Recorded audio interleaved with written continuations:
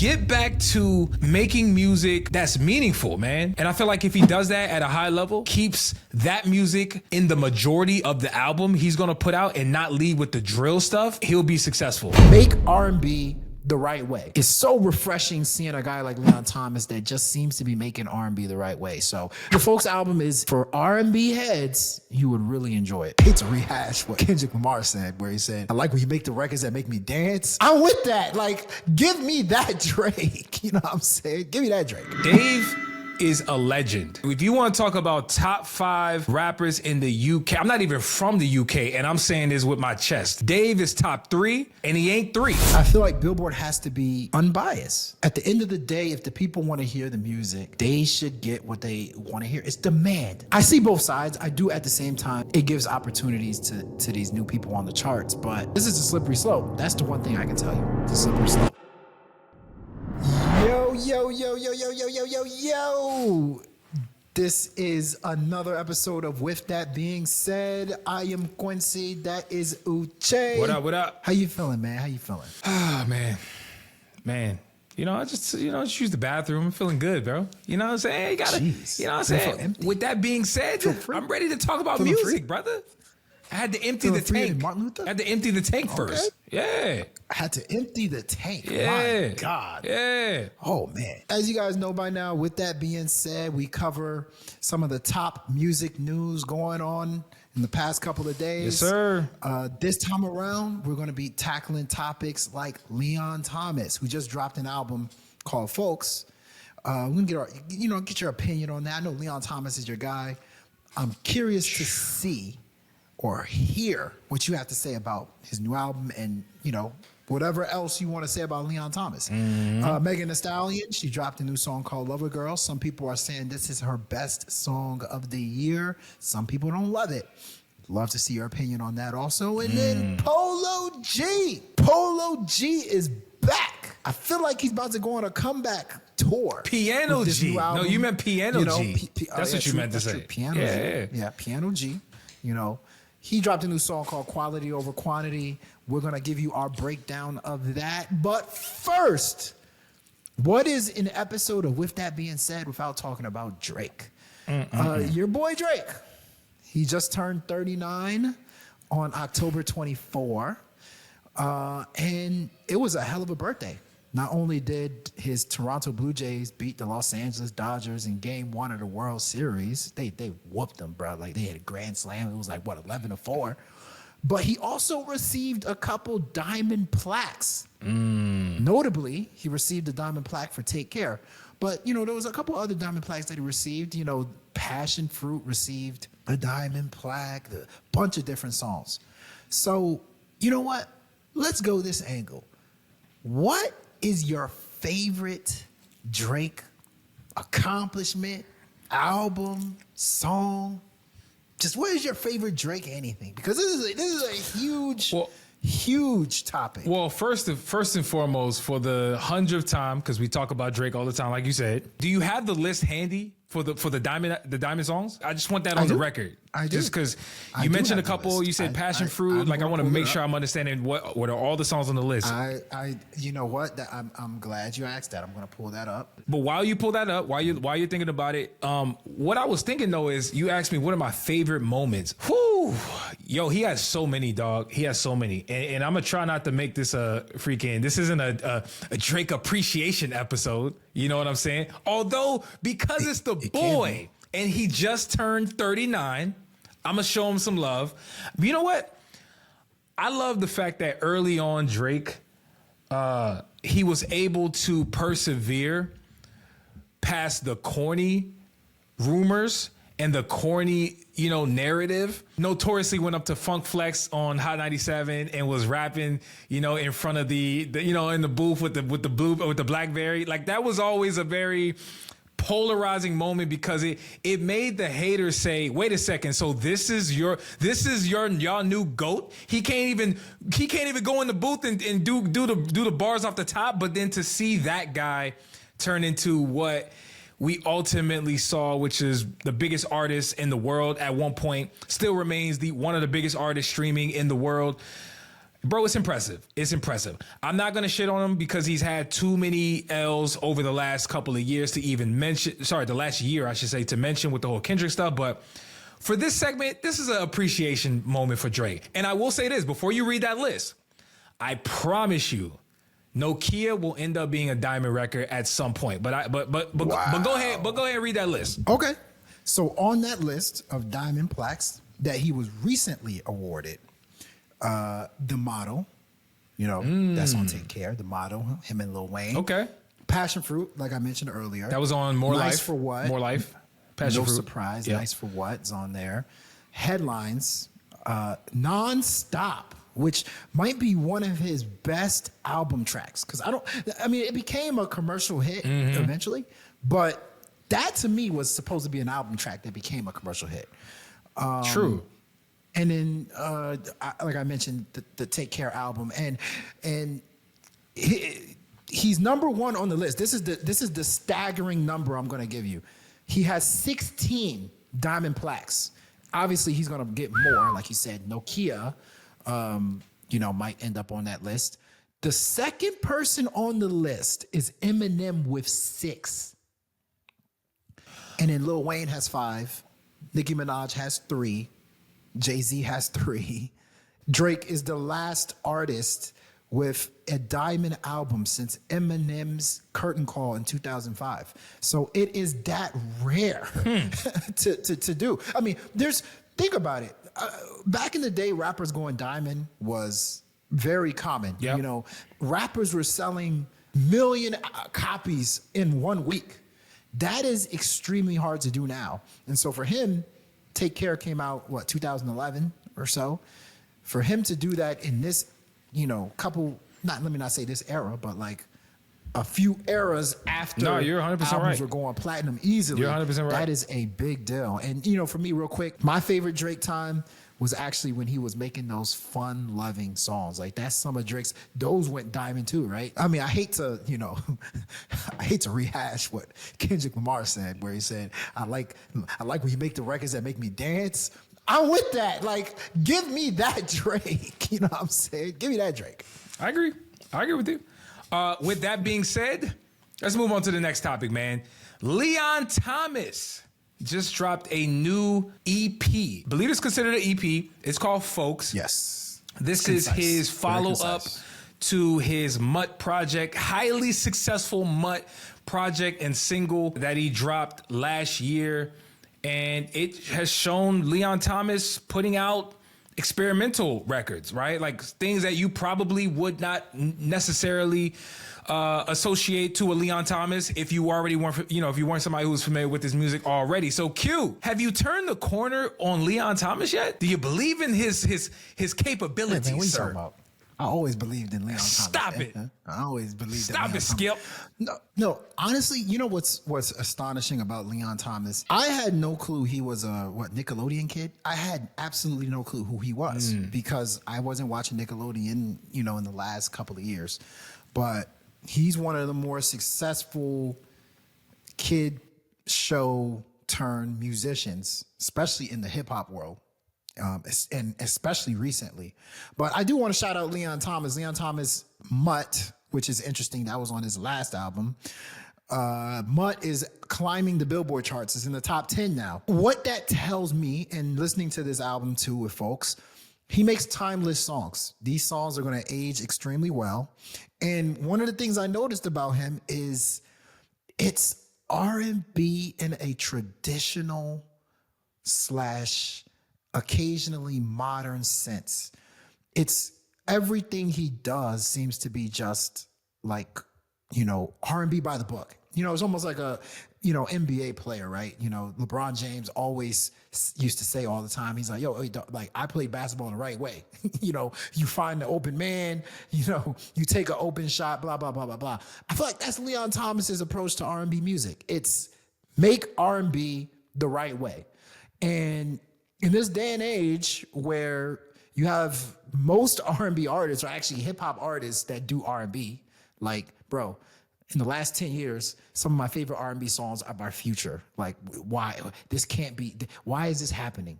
It's so refreshing seeing a guy like Leon Thomas that just seems to be making R&B the right way. So the Folks album is for R&B heads, you would really enjoy it. Hey, salute, but that's crazy. I can't say that I agree with you on a lot of what you said, especially that point about you said the top R&B songs was from Future. Hey, that just tells me true. That just tells me you don't listen to R&B, because if you listen to R&B, that's a ridiculous statement to me. But you're talking about your own experiences, and so with that being said, man, I love what Leon Thomas does, bro. Like, I really, really love, like, the best way to describe Leon Thomas, not just with his new EP, but just him as an artist, is he's a breath of fresh air. He is. You know, he's somebody who, to your point, he does R&B the right way, but I like to kind of argue he does the core things very well to great, right? So, like, there's some core elements of singing and R&B music, whether we're talking about the melody or the harmonies or the songwriting. He does those at a very high level. So you're rarely going to hear a Leon Thomas track that's not really good. You might say, I don't prefer it. Like, for example, on the new project, he has this song called Just How You Are, which sounds like, it sounds like Prince, dog. Like, it sounds like some Prince. It's funky. Mixed with, it's funky. Yeah, like some tradition on this. So again, he does everything well on the song. I think at this point, it's just a matter of, do you, I guess, prefer his music? But I'm really excited about Leon Thomas, dog. And I will make it to a Leon Thomas show, because he's that type of artist. I like that. He's that type of artist. With that being said, we're going to go to the next topic, which is Billboard changes. This is a big deal, guys. Oh, yeah, you got to. This is actually I've been waiting for this one. Really big deal. So you're going to have to stick with me here. This is very complicated. I'm going to read the rules that Billboard implemented. It's very complicated. So Billboard, under their new policy, tracks will be removed if they fall below the number 5 on the chart after 78 weeks, number 10 after 52 weeks, number 25 after 26 weeks, or number 50 after 20 weeks. This is the Billboard Hot 100. They're getting your ass out of the list. So because of this adjustment, there were some notable songs that actually got removed from the list when they implemented it. Teddy Swims' Lose Control, which is arguably the song of the year. It was on the charts for a record-breaking 112 weeks. It got his ass, it's off the list. Damn. Now. Benson Boone's Beautiful Things, after 89 weeks in the Hot 100, it's off the list. And then Lady Gaga and Bruno Mars's Die With a Smile, exits the chart after 60 weeks. I'm happy about that one. Off the list. I'm happy about that one. Was on there for too long. No, that was on there for too long. And of course, King Kendrick, what Kendrick did in 2024 is seeing much success in 2025. His Luther song, which is also one of the leading candidates for Song of the Year, also got removed from the Billboard charts because of this new rule. Now, in one sense, this rule is helpful because it allows newcomers to, enter the list. Like you said, what did you just say right now? You said Bruno Mars, I'm tired of that song being on, I'm tired of it, blah, blah, blah, blah. Mm-hmm. Well, it's gone now. And now these other new songs can get a chance to elevate. On the other end, that's messed up. If the people want to hear my song, if my song is like, really, I've been on top 5 and you're just going to remove me off the list? Like, is this fair or foul based on what I told you? Is this fair or foul?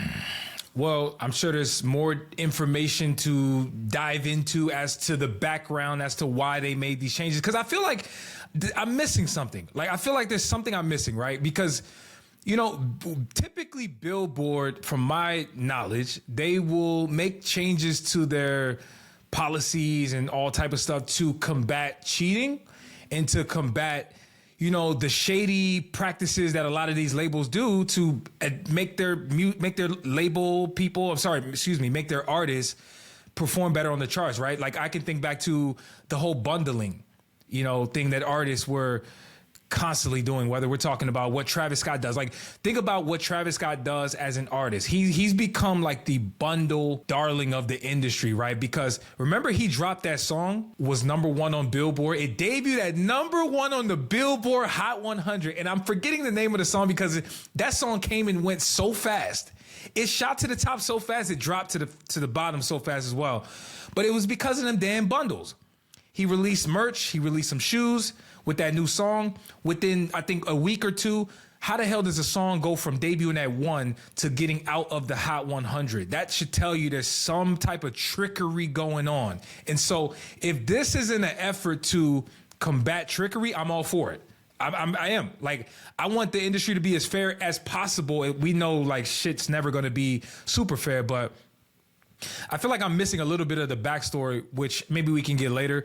But I'm for it, dog. I'm for it. Because there's a lot of songs that, to me, end up in the Hot 100 way too long past their damn bedtime. Like, we got to do something as an industry to combat what is likely going on, which is labels paying certain, playing certain games in order to advance, the songs that end up on the charts. So that's my take, bro. But yeah.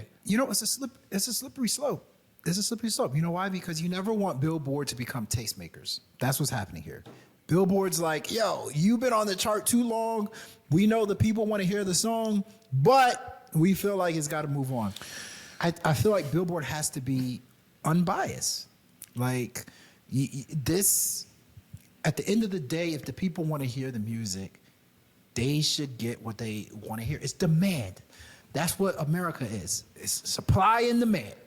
And for them to, make this rule, I see both sides. I do at the same time see it gives opportunities to these new people on the charts. But Billboard's influence is just way too big to be, in my opinion, playing that tastemaker role. But I don't know. We'll see. At the end of the day, just like everything, we got to see how things pan out. Maybe in a year or so, we'll see the impact. But as far as I'm concerned, this is a slippery slope. That's the one thing I can tell you. It's a slippery slope. You know what? You're probably right. And I have a sneaky suspicion this won't be the last time we have this discussion about the Billboard new policies that they just put out. With that being said, let's move on to the next topic. Dave just dropped a new project called The Boy Who Played the Harp. Very dope title, I might add. I love that. I don't even know what that means, but it's just fire. Any adolescent playing an instrument to me is always going to hit. Q, I hope you heard the project. It's a short listen, 10 songs. Dave is one of them dudes from the UK, man. People don't really talk about him in the US, but I guess if you go to Europe, you're going to be very, very familiar with Dave, even the Stormzy's of the world. Of course, Central C is at this point, like, universal, I'd say. But Dave, did you hear the project? What'd you think? Because it's setting it's making some noise on the charts from what I hear. Oh yeah. Oh, did you hear the ridiculous? It was like #1 in Spotify for plays in like 36 different countries. Crazy. Majority of them were like Africa. It was like Nigeria, Ghana, Gambia. But yeah, I listened to the project. One thing about Dave that I appreciate is he's one of the few artists that it seems like he comes out when he feels like coming out. What does that mean? It means he doesn't rush things. You're not going to see him jumping on a whole bunch of features. Even the people that he decided to feature on this album, very selective. It was Thames, it was James Blake. Just very, very careful with, every step of the album. That was one thing that I think we should all appreciate. And he's introspective is an understatement. Like, in his album, he's an open book. Like he talks about, his growth, reflects on the past. Like, it's almost like poetry with the way that he raps. But at the same time, will you hear it in the bando? Will you hear it in clubs? Probably not. But this is one of those albums that you just got to sit on, appreciate, and just learn from, dog. Like, it was a good listen. A very, very good listen. I like that. Listen, sometimes we gotta take a break from the bando, okay? Like, it's okay not to expect music that you normally would play at a trap house. Okay, it's okay to sitting with your emotions. So I'm with that. But one thing I will say is we didn't even mention this, dude. Dave is a legend. Let's get that. I want to make sure. No, he's a legend. He's a UK legend. UK legendary. If you want to talk about top 5 rappers in the UK, I'm not even from the UK, and I'm saying this with my chest. Dave is top 3, and he ain't 3. He might be 1 or 2, but that's for y'all to debate. He's just up there. That's the point. With that being said, Megan Thee Stallion, Meg. You know, one of the things that people don't talk about is how competitive the female rap genre is. Like, you have pretty much everything in the female rap genre. You have big dogs like Cardi B and Nicki Minaj. You have up-and-comers like Samara Sin. You have the boom bap, conscious rap like Rhapsody and No Name. And then, you have the, when I say ratchet rappers, I mean, is that disrespectful? I don't think it's disrespectful. Call them ratchet rappers, but you got Glorilla, you got Mona Leo, who's doing pretty well. Her album was pretty solid. And then you got Megan Thee Stallion. And so one thing I love about Megan Thee Stallion is I feel like Megan Thee Stallion is more than just a rapper. Like, her brand is on point. She does TV shows, very entertaining on social media. But she dropped a new song called Lover Girl. And I think, personally, it's one of her better songs this year, if not her best song this year. Did you get a chance to listen to it? And do you like the direction that she went on the song? Is this a new version of Megan that we might be getting? 100%. I love where Meg is in her career musically. Like, if this song is any indication of what we're about to get from Meg, I think she's primed for a nice run because, to give that, you got that soul sample, right? But then also one thing I liked in particular about Meg is she slowed it down a bit in her pace with rapping, like on this particular song. Like she, Meg is known for that fast rap flow, that Texas flow, that she gonna rap fast as hell. This one, she was slowing it down, letting you kind of digest what she was saying, letting the beat build, let the music speak for itself. I like what I was hearing aesthetically. And of course, you can't talk about Meg these days without talking about what she got going on in her personal life, which bleeds into this song, right? Lover Girl. She's talking about her life. And I again, I like the connection between the music, what she got going on in her personal life with the Klay Thompsons. Everything seems to be coming together for Meg Thee Stallion, man. What I liked about the song was that though you got her in a more vulnerable version of Megan Thee Stallion, she was still talking her talk. Like, she was still confident. She was still pretty much showing out like, yo, I'm the boss, this, that. That is the Megan Thee Stallion, in my opinion, that can really penetrate this. Because to me, I'm not exactly sure where Megan Thee Stallion is in her career right now. I'm not exactly sure. Because if you look back at the 2 albums, prior, it was kind of an interesting rollout. It felt like kind of like an EP, kind of felt experimental. She had songs with a bunch of different, like Korean artists and stuff like that. This, to me, feels like it can be a genuine, just her getting personal, which we all like to see. So, we'll see. We'll see. I like the song, though. I like the song. Hey, we both like it then. It is what it is. All right. With that being said, Lil Baby is back outside. We thought he retired, guys. He said he retired. We knew that was a lie. He said he was dropping an album. That didn't come. But then he pops right back up with a new label, a new collective. And it's no longer 4PF. It's now Can't Be F'd With. It's essentially his new collective. And there's a whole backstory with that, which I'll get into in a little bit. But he seems to be dropping a nice little collab project with some of his homies, right? The 42 Dougs of the world. I saw VZ or Vezi, I'm not sure how to pronounce his name. You got Rallo Rodriguez, all of the similar people, but he got some new names as well. And so I'll ask you, Q, is this what you need from Lil Baby at this point? Do you need a collab project or do you need a solo album? Like, what's your take on that? That's a great question because he was supposed to drop the leaks, right? Mm-hmm. I don't know what happened with that drop. I don't know if it's been shelved. I don't know if there was label issues. I don't know if he just said, F it. I don't feel like dropping it.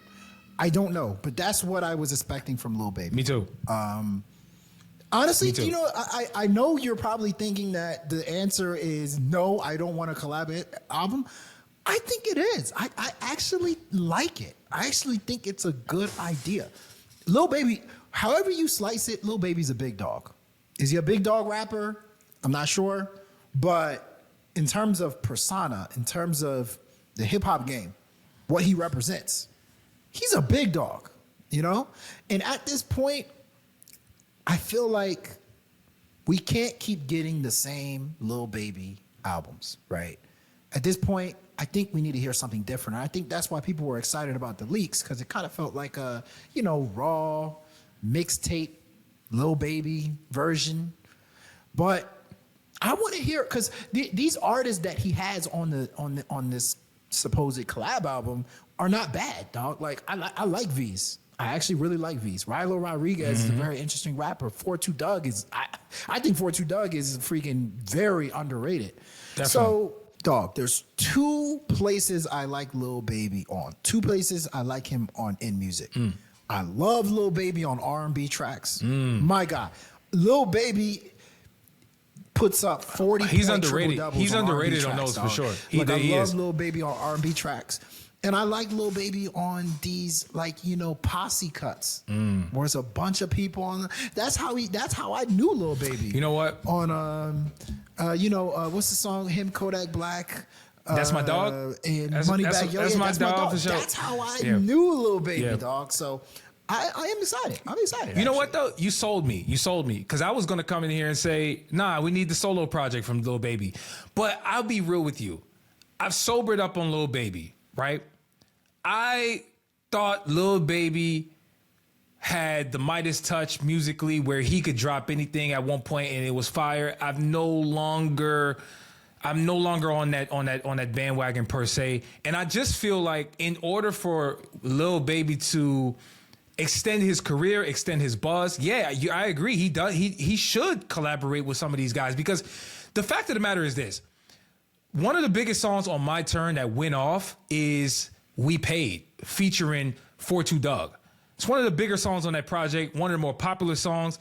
And you could argue that they were equally going back and forth on that song. Like, that was not a Lil Baby took the show over. No, that was a dope collaboration between 42 Doug and Lil Baby. And so I do think Lil Baby shines on collaborative projects, especially with people that, you know, he can blend well with. And also, to go back to the earlier point, the reason why he's no longer for PF and he's now can't be effed with is for street RICO reasons.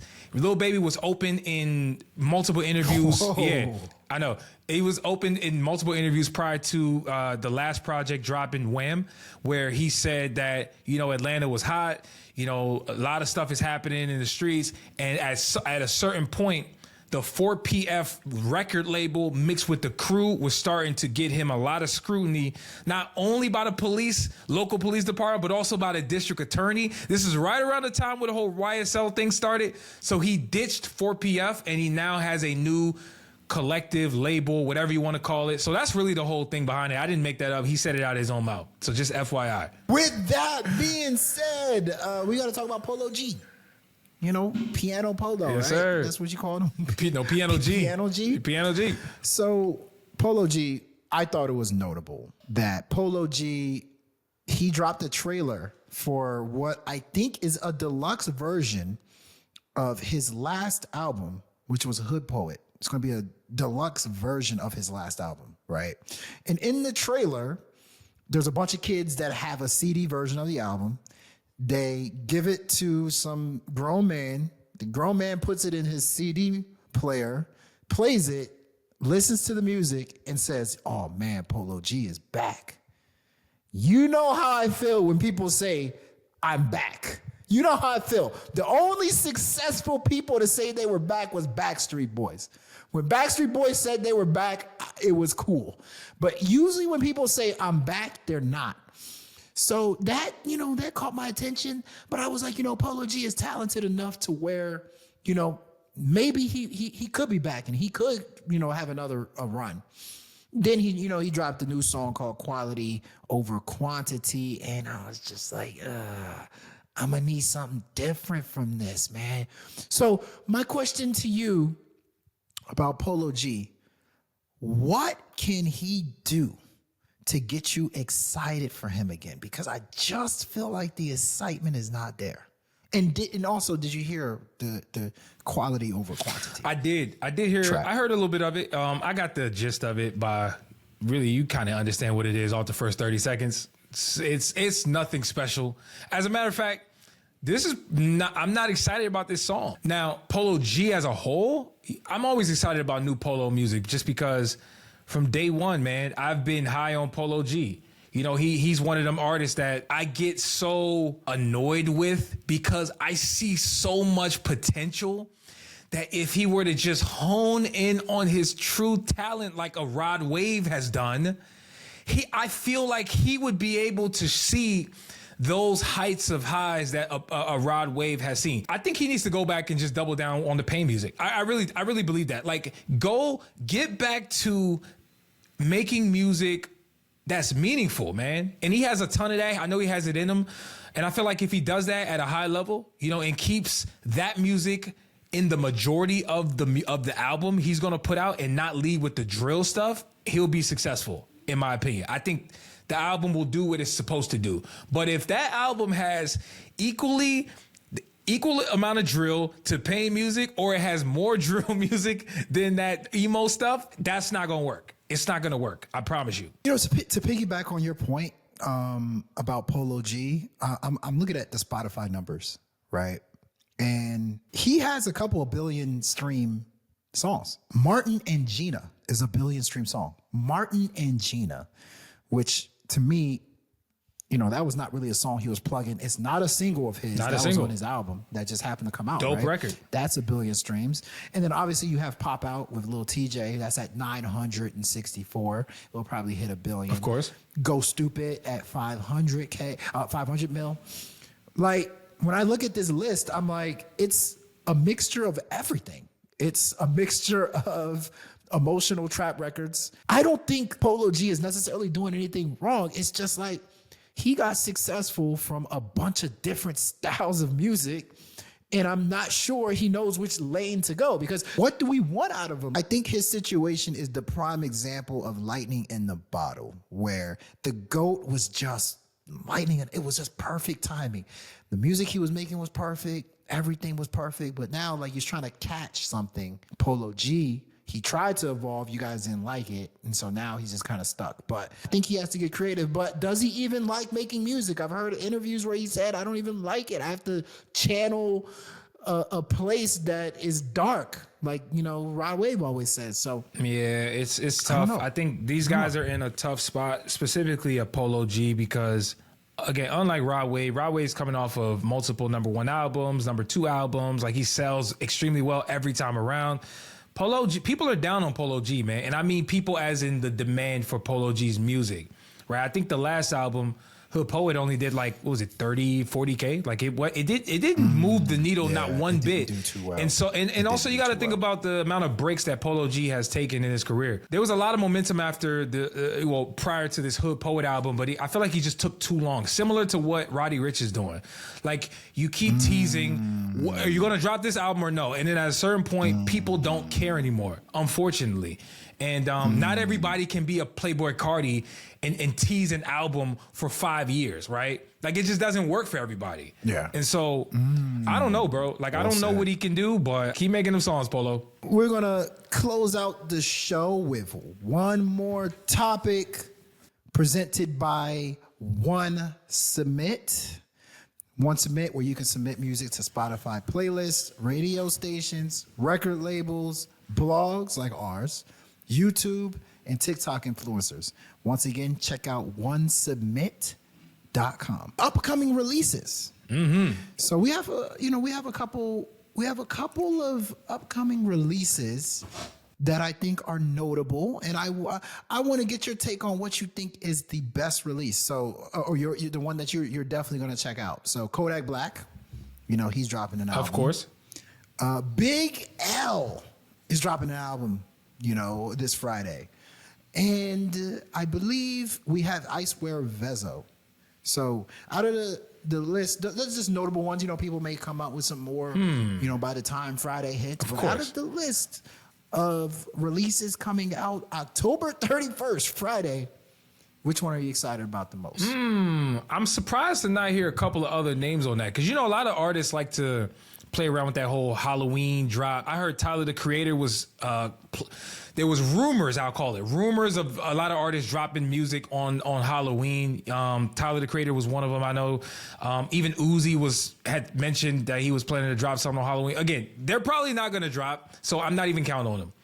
But I'm 100% excited about Kodak Black. 100%. Like, I've heard some dope stuff from Kodak. Of course, the song with Chance the Rapper he put out recently. Also, he been doing some dope like freestyles. He's on the camera with his homies. They all rapping.